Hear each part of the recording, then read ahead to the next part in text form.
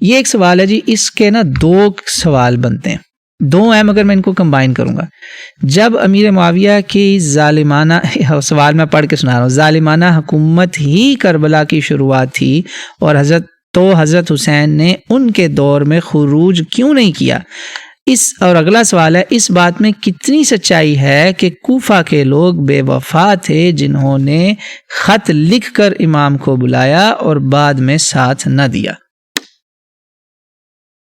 جب رسول اللہ صلی اللہ علیہ وسلم نے خود کہہ دیا کہ خلافت بعدی 30 سنہ، اور یہ سلسلۃ الحدیث الصحیحہ میں شروع میں ہی ہے، شروع میں علامہ البانی لائیں، اس کے سارے طرق لائیں، کون ہوتے ہیں ہم اس پہ جرا کرنے والے؟ حدیث رسول کے آگے میں اور آپ بول سکتے ہیں؟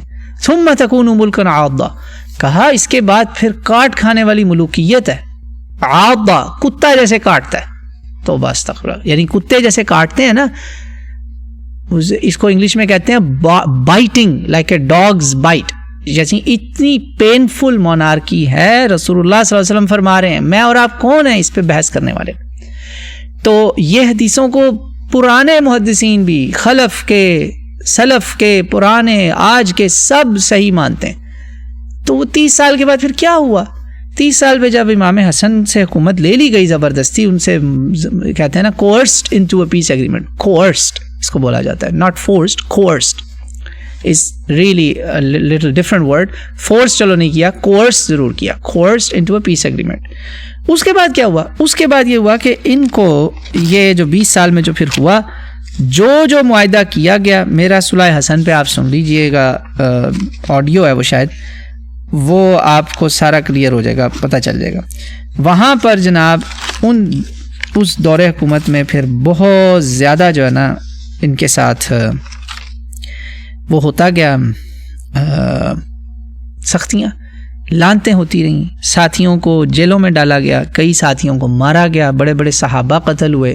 صحیح مسلم کی حدیث ہے، عبداللہ ابن عمر ابن العاص جن کے اپنے والد کمانڈر ہیں، امیر معاویہ کے ساتھی ہیں، ان سے کہا جا رہا ہے آپ کے چچا کا لڑکا ہمیں قتل کرنے کا حکم دیتا ہے، لوگوں کا مال لوٹتا ہے، ہم کیا کریں؟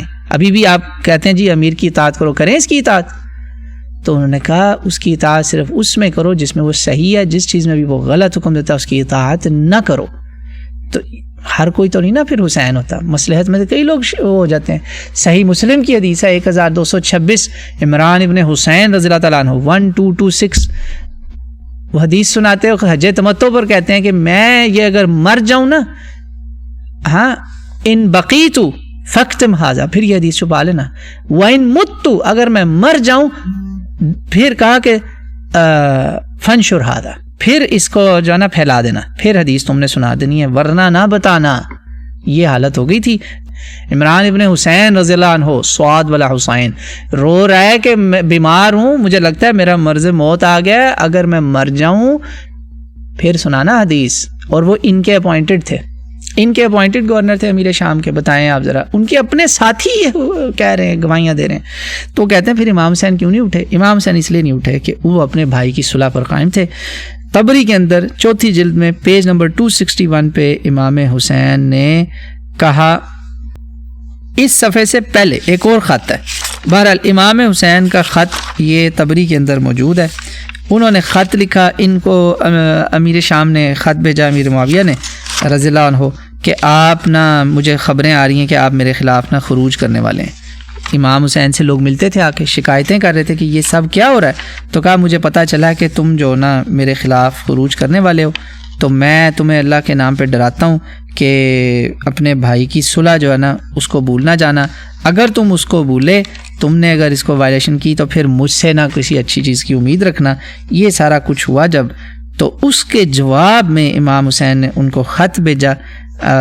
اس کے خط کے اندر انہوں نے لکھا، یہ میں آپ کو اپنے بائنڈر سے اس کو کھول کے دکھا رہا ہوں، انہوں نے کہا کہ میں پورا خط نہیں پڑھ کے سنا سکتا، بڑے خطرناک الفاظ ہیں، مگر امام حسین کے الفاظ ہیں، سارے اس کے ثقہ راوی ہیں۔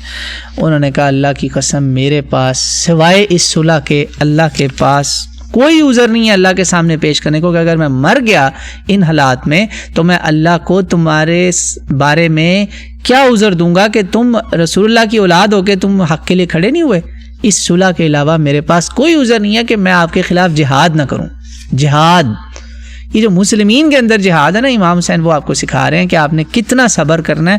وہ اس صلح کی وجہ سے صبر کر رہے تھے. تو آپ کے دونوں کوشچنز اس جواب میں کور ہو گئے. اور آخری حصہ جو ہے آپ نے کہا کہ انہوں نے بلایا اور انہوں نے دھوکہ دیا.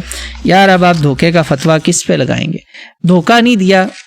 ہوا یہ کہ صحابی تھے سلیمان ابن سرد رضی اللہ تعالیٰ عنہ، مسیب ابن نجبہ، بڑے بڑے اس طرح کے مخدرمین اور صحابہ تھے جنہوں نے آپ کو انویٹیشنز دیے اور بلایا، اور باقاعدہ ان کو اللہ سے ڈرایا اور کہا کہ اگر آپ اب نہ آئے، یہ ہے پیج 261 کے اوپر اس کا ریفرنس تبری کی عربی کا، جو کہا کہ اگر آپ اب نہ آئے تو آپ یاد رکھیں کہ اللہ کے آگے ہم آپ کو پیش کریں گے کہ آپ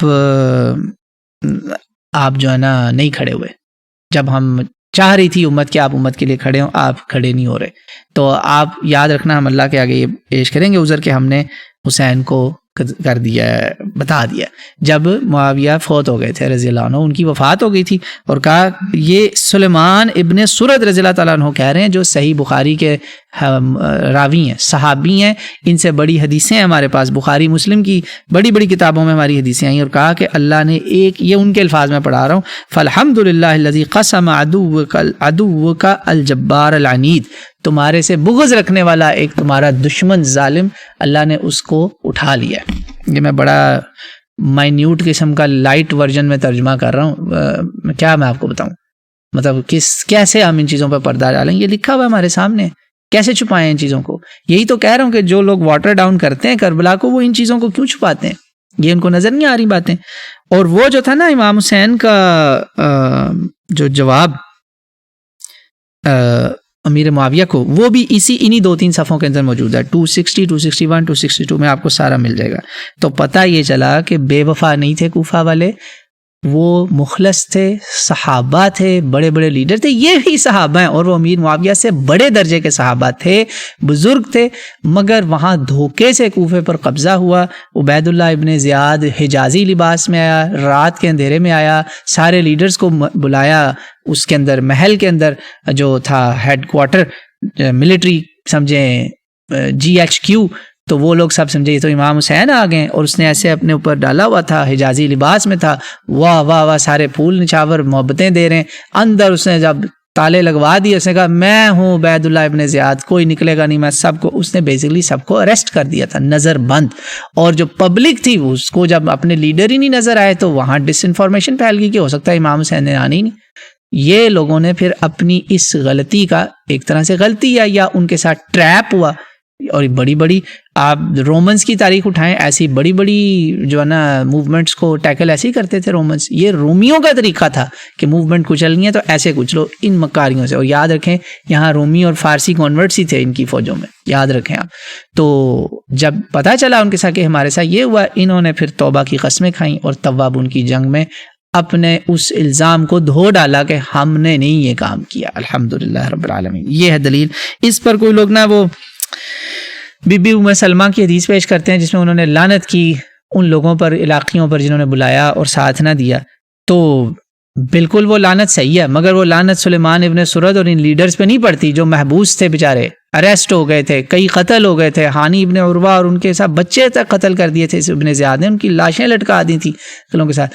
لعنتیں انہوں نے ان پر کی تھی جو ڈر کے بھاگ گئے تھے. وہ والے لوگ وہ تھے لعنت کے مستحق. ان میں سے بھی کئیوں نے توبہ کی ہوگی اور تواب ان میں شہید ہوئے.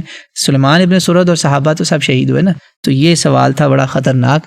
میں نے اس کو کوشش کیا کہ جتنا حق سے بتا سکوں میں نے آپ کو بتا دیا. اللہ تعالیٰ مجھے اور آپ کو اس پر اجر دے اور غلطیاں ہماری معاف کرے.